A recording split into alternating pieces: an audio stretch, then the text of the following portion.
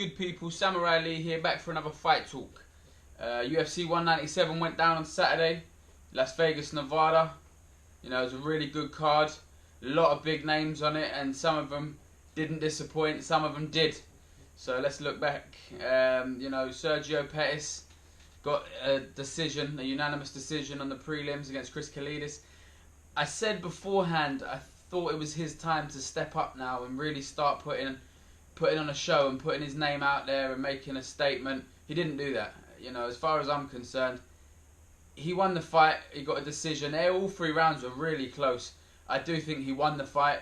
He looked ordinary, by no means spectacular against someone who, you know, wasn't ranked in the top 20 of the division. So definitely got the job done, but didn't look too impressive doing it in my opinion. So, you know, I think I don't know what's going on with Sergio at the minute. He's got all the potential. He's still a young man.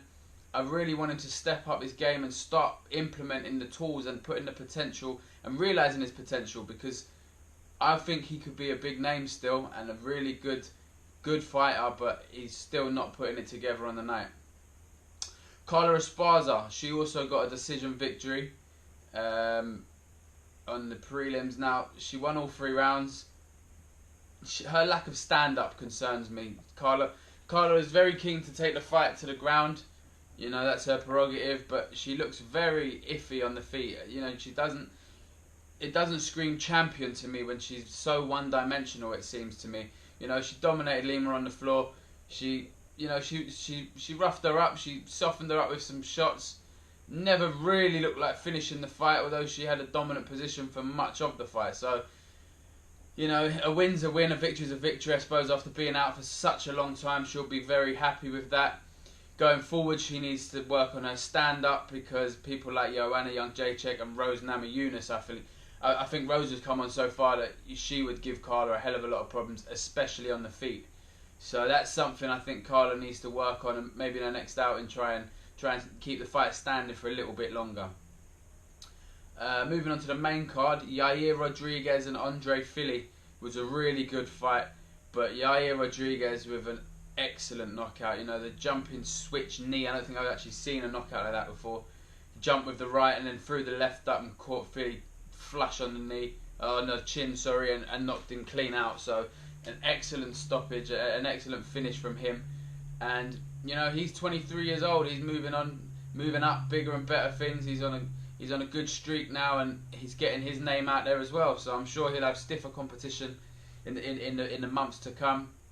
A big card in November in his home country of Mexico.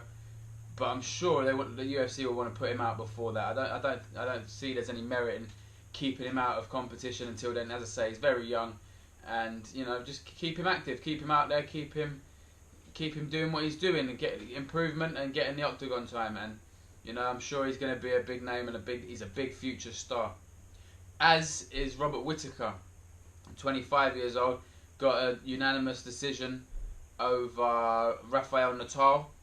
And again, another tough fight, another strong competition for him against a guy who's on a 4-fight win streak as well. I think Whittaker hurt his hand, and Natal, you know, he busted him out. His leg kicks were brilliant. You know, he stopped Whittaker in his tracks a lot of the time, but Whittaker still did enough. You know, he still pushed forward. He still was landing his shots, and you know, it didn't make him gun shy at all. He still unloaded, and he was finding his range a lot. So he won the fight quite convincingly, I thought. Again, at 25, he's ranked 7, I believe, in the middleweight. 1 or 2 fights, 1 or 2 more victories, and who knows, he could be pushing the Rockholds and the Weidmans within a year's time. So yeah, exciting times for young Robert Whittaker. A fight I thought was going to be fight of the night. I predicted Pettis and Barboza would be fight of the night. It wasn't, and the simple reason was because Edson Barboza was that good. He shut Anthony Pettis out. The judges gave two of the judges gave 1 round to Pettis. I didn't see it. I saw every minute of the rounds, every minute of every round, should I say, to Barboza. He picked Pettis off. His kicks, his body kicks. Jesus, you know, did anyone see the footprint left in Anthony Pettis' chest? It was unbelievable. His leg kicks. He's got to be up there with the best fighter for utilising his kicks in the octagon. Legs, head kicks, body kicks. He picks you apart. The speed they come with, you don't see them coming. You can check one or two, and as soon as you check that one, you got the other leg hitting you in the body. You know, I can't imagine how difficult it must be to stand with someone like Barboza. Pettis thought it was going to be a fight for him because of that fact, but he just didn't get going. You know, he threw wild, unique shots and, you know, inventive shots at the end of most rounds because I think he knew he had to do something because he was losing so badly. Barboza stuck to the game plan, picked him off at range and at will, and I thought he looked excellent. I know he lost his last fight by submission, so that's probably the game plan if you're going with Barboza. Try and get him down and clinch him, and do not let him stay at range and kick you, because it's going to be a long night for you, as Anthony Pettis found out. Anthony Pettis has now lost 3 in a row. Rafael dos Anjos for the title, Eddie Alvarez, who's now the #1 contender, rightly or wrongly, and Edson Barboza. So where does Pettis go from here? You know, I don't know is the answer to that. 3 losses in a row, all top 10 guys, so, you know, no shame in it. But for someone who was champion, you know, 18 months ago, I don't know what you do with Anthony Pettis now. It's a concern. I think he needs to go back to the drawing board and just improve his all-round game, because the evolution of mixed martial arts, and especially his division by the looks of it, he's in danger of being left behind, and he's only, you know, he's still in his 20s. So he needs to be careful, and he needs to go back to the drawing board and go back and fix some elements of his game, I think. Mighty Mouse Johnson, the Henry Cejudo fight. I predicted a win for Mighty Mouse. I didn't predict it within a couple of minutes, you know, 2.5 minutes I think it may have been. He just gets better and better, Mighty Mouse. Demetrious Johnson is the #1 pound-for-pound fighter in the world. I don't think there's a doubt about it. There's been talk of John Jones, of course.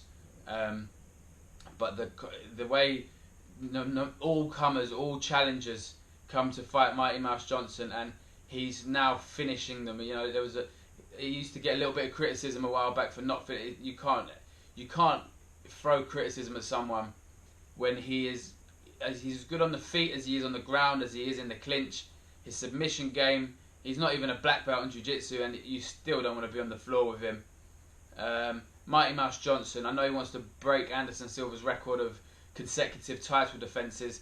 I think he's 2 or 3 fights away from doing so, and then I think you have to start looking at, maybe, do you put him up at bantamweight, or do you create like a super fight against a champion from a weight above? I think you have to do something with him. I think he's that good now.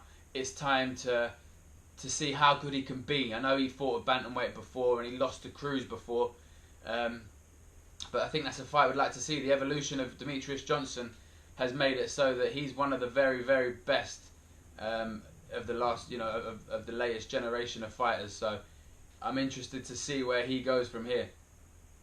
The main event, John Jones' return against St Preux. In many ways it was disappointing. In many ways, you know, it wasn't. Me personally, I think it was great to see Bones back in the octagon. He didn't look the same fighter that he has been before. He wasn't letting his shots go. There was very, you know, he seemed a lot more reserved and a lot more hesitant than he previously has been. He was quick to say it wasn't ring rust, and, you know, he wasn't at his best, but he still got the victory. He won every round. He broke St Preux's arm, I think, in the 3rd round. You know, he's still as aggressive in his kicks, and, you know, the oblique kick he throws and the front side kick, he's still got those moves. I would like to have seen him throw a lot more spinning techniques, the spinning elbows he's famous for. But he's still got the job done. And I did say in my last video, I think it may have been a blessing in disguise for him, having a warm-up fight for Daniel Cormier, and I think that was more apparent after the fight. You know, Cormier was commentating on the fight, and, you know, he said he would like to fight that John, but he was very respectful towards John.